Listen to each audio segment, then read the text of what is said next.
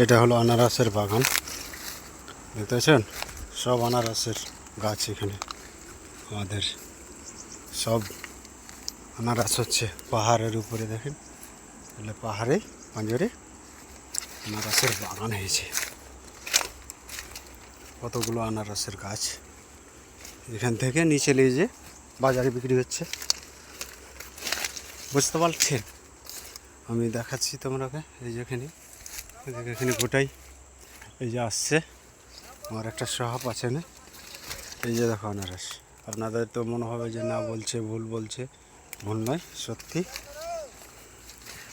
আনারস।